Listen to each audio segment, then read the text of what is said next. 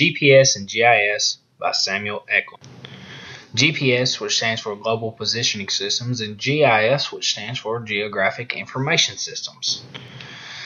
How does it work? GPS is a worldwide radio navigation system formed from the constellation of 24 satellites and their ground stations. The Global Positioning System is mainly funded and controlled by the U.S. Department of Defense. The system was initially designed for the operation of the U.S. military, but today there are also many GPS users across the world.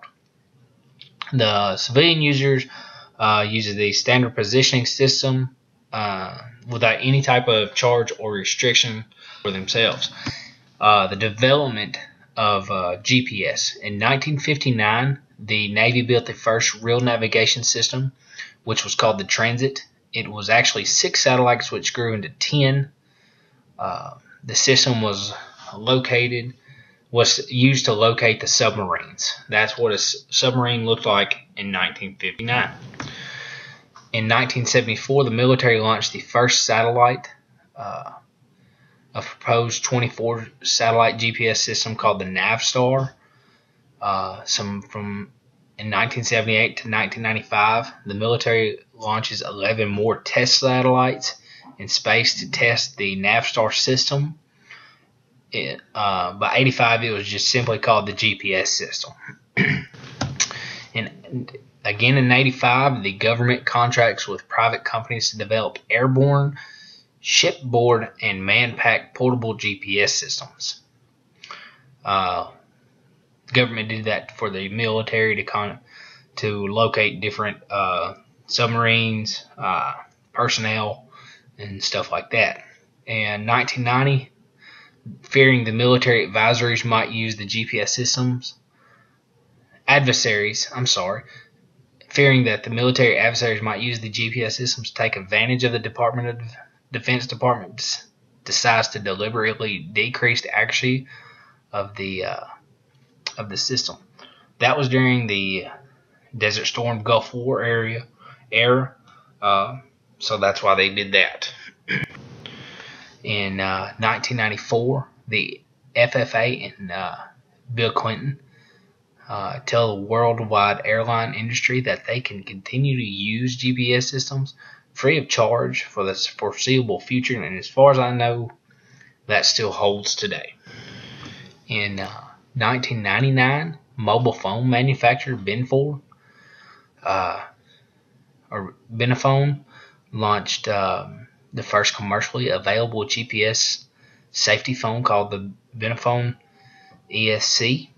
The GSM phone was sold mainly in Europe, but many other GPS mobile phone manufacturers followed soon after this.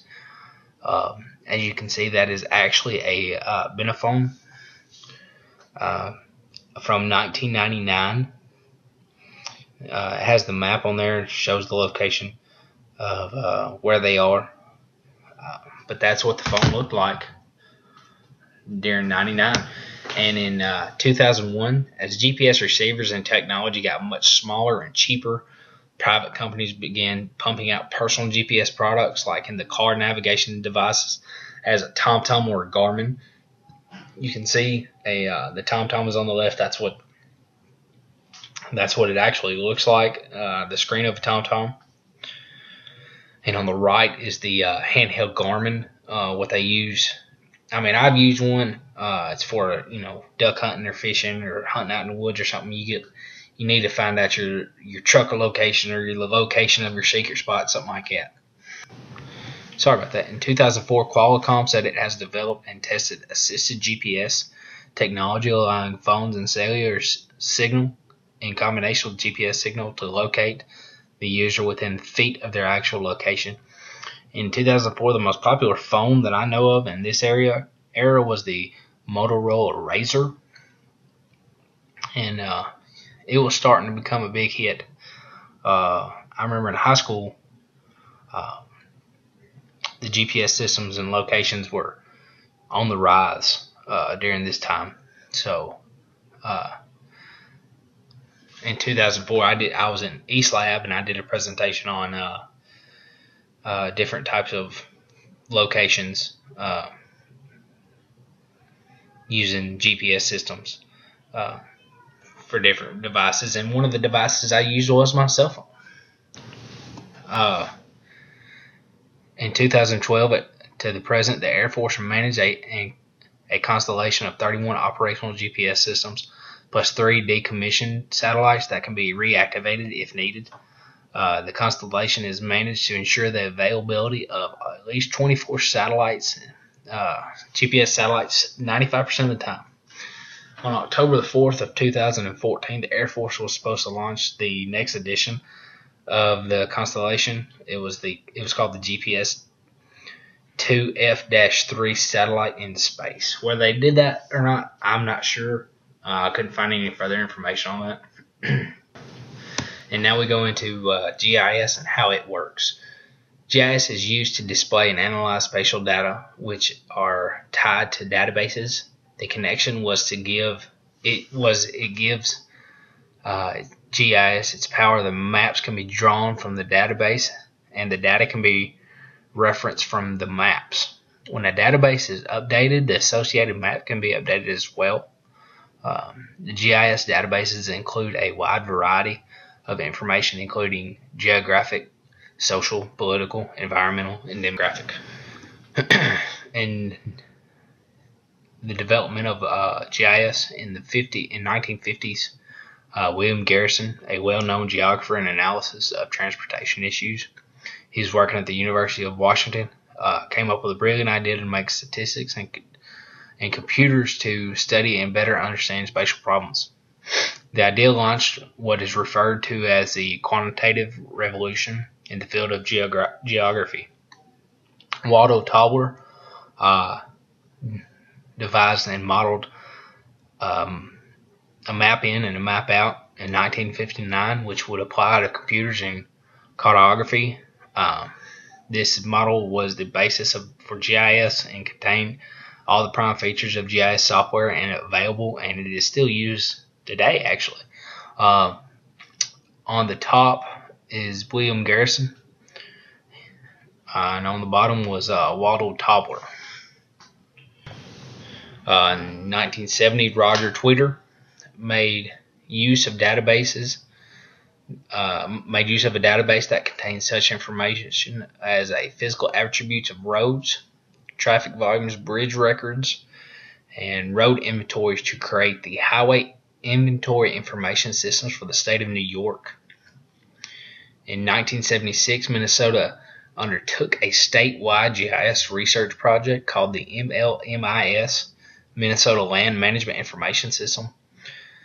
The following year, USGS developed the spatial data format called DLG, Digital Line Graph, and ERDIS Incorporated. Another geospatial software provider was founded by Bruce Ratto and Lowry Jordan in 1978. The GPS project entered its second phase after the 4 Navstar satellites were launched.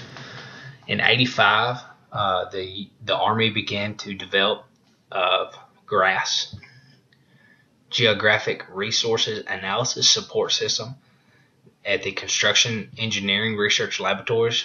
A few months later, the Edinburgh universities started offering a Master of Science in GIS. Map Info, a company dealing in the creation of GIS software, was founded in New York in 1986. In 1987, the Crowley Report discussing the handling of geographic information was submitted and played a major role in the development of this new field in the UK. The International Journal of Geographical Information Systems was published for the first time. Ron Eastman started the IDRISI project at Clark University, which would focus on the development of geospatial technologies for the better management of the environment. And a Canadian company TADEC released its faster-based software span. In the 90s, saw the launch of several satellites into space, provided us with more information about our planet's geography. The first GSRUK conference in the UK for academics from all the related fields in GIS. The development of the first EGROX PRC map viewer by Steve Poots. The first establishment of the National Spatial Data Infrastructure, NSDI. The first International Conference of Global Spatial Infrastructure in Germany. The launch of a handful of prestigious research projects, and the launch of satellites marked the 1990s. A lot of stuff went on in the 90s, GIS goes. And the future of GIS. GIS technology has gotten more user-friendly with time in terms of both usage and the costs involved.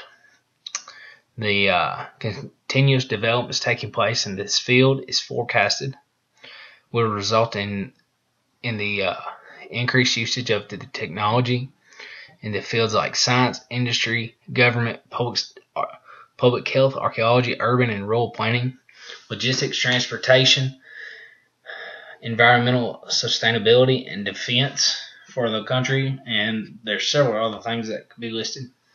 But those are just a few examples. Or an example of GPS would be a farmer and how he uses GPS in his or her row crops.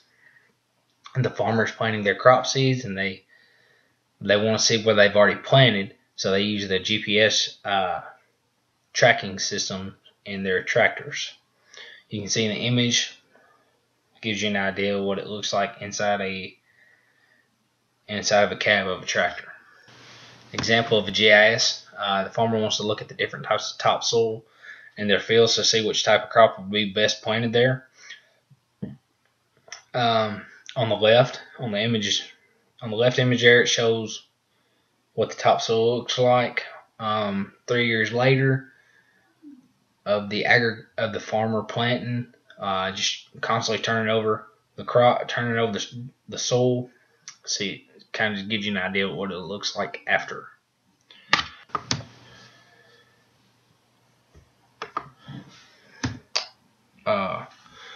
Different careers. You can be a farmer, soil scientist, civil engineer, meteorologist uses it, Homeland Security uses it, pilots use it, professional hunters or fishermen, kind of like what I said before as far as the handheld Garmin. There's all kinds of careers out there for I want to be a middle school GPS and GIS. So one of the projects that I would probably have using GPS and GIS, it'd be find different natural landmarks in our county and be able to plot them using a handheld device of GPS and GIS. That's the end of the slideshow. Thank you for your time.